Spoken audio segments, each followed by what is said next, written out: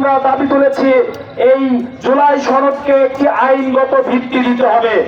তারই দাবিতে এই বাংলাদেশে আমরা দেখেছি গত কয়েকদিন আগে জুলাই সনদে স্বাক্ষর হয়েছে, কিন্তু সেই স্বাক্ষরের পরে আমরা জানি এই বর্তমান সরকারের পক্ষ থেকে একটি আদেশ জারি করার কথা। এই আদেশ জারি করার জন্য এই মাসের 30 তারিখ পর্যন্ত দিন নির্ধারণ করা আছে স্বাক্ষর করার জন্য সর্বশেষ। এরপরে 1 তারিখ থেকে আমরা এই আদেশ জারি দেখতে চাই। এই আদেশ জারিতে যদি কোনো বিলম্ব হয়, এই গণতন্ত্র রক্ষার আন্দোলনকে নস্যাৎ করার ষড়যন্ত্রকারীদের পাতা ফাঁদে পা দিয়ে এই সরকার যদি কোনো টালবাহানা করে, এদেশের সাধারণ জনতা, ছাত্র যুবক জনতাকে সাথে নিয়ে আমরা দুর্বার গণ আন্দোলন গড়ে তাদের এই ইল মোটিভকে আমরা নস্যাৎ করে দেবো ইনশাআল্লাহ। এজন্য সম্মানিত ভাইরা, আমরা বলেছি এই আদেশ জারি করতে হবে। আগামী নভেম্বর মাসের মধ্যে একটি গণভোটের আয়োজন করতে হবে। এই গণভোটের মাধ্যমে এই জুলাই সনদকে আইনগত ভিত্তি দেওয়ার পর এই বাংলাদেশ কিভাবে সামনের দিকে পরিচালিত হবে, এই গণভোটের মাধ্যমে জনগণ তা নির্ধারণ করবে।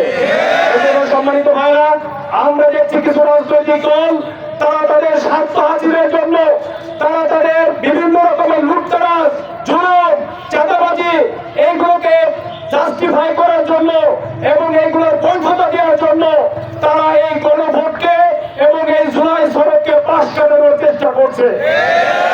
আমরা বলতে চাই, এই বাংলাদেশের ছাত্র যুবক জনতা থেকে সকল মানুষ জেগে উঠেছে নতুন করে বাংলাদেশের গণতন্ত্র হত্যা করার জন্য। আপনারা যে দলই হয়ে থাকুন না কেন, যারা এই চিন্তা করবেন তারা জনগণ থেকে বিচ্ছিন্ন হবেন এবং আমাদের ভবিষ্যৎ পরিণত হবে ফ্যাসিস্ট আওয়ামী লীগের মতো। সম্মানিত ভাইরা, আমরা আপনাদের মাধ্যমে আজকের এই বর্তমান সরকারের কাছে জানাতে চাই, অতি দ্রুত এই জুলাই সনদ বাস্তবায়নের জন্য আদেশ জারি, আগামী নভেম্বরের মধ্যে গণভোট অনুষ্ঠান এবং আগামীতে 2 কক্ষ বিশিষ্ট পার্লামেন্ট গঠন করার মাধ্যমে এদেশের গণতন্ত্র, এদেশের মানুষের অধিকার, এদেশের মানুষের প্রকৃত স্বাধীনতা মানুষের কাছে ফিরিয়ে দিতে হবে। নচেত আমরা বাংলাদেশ জামাত ইসলামী মনের সকল দলকে সাথে নিয়ে এই বাংলাদেশকে অচল করে দিব। সর্বশেষ যে কথা বলতে চাই, আমরা বলতে চাই আগামী নির্বাচনের কথা বলেছেন, এই নির্বাচনের লেভেল প্লেইং ফিল্ড নিশ্চিত করতে হবে। এখনো আমরা দেখতে পাচ্ছি সরকারের কিছু কর্মকর্তা কর্মচারী দলকানো অবস্থায় তাদের অবস্থান বিরাজমান রেখেছেন। আমরা বলতে চাই, দলকানাদের কি অবস্থা হয়েছিল আপনারা বেশি দিন আগে হয়নি, আপনারা দেখেছেন। ভবিষ্যতে যারা এই দলকানা হতে চান তাদেরকে বলতে চাই, সরকারের এই পথ ছেড়ে আপনি দলে যোগ দিন, রাজপথে আন্দোলন করুন, ওই দলের পক্ষে সাপোর্ট দিন।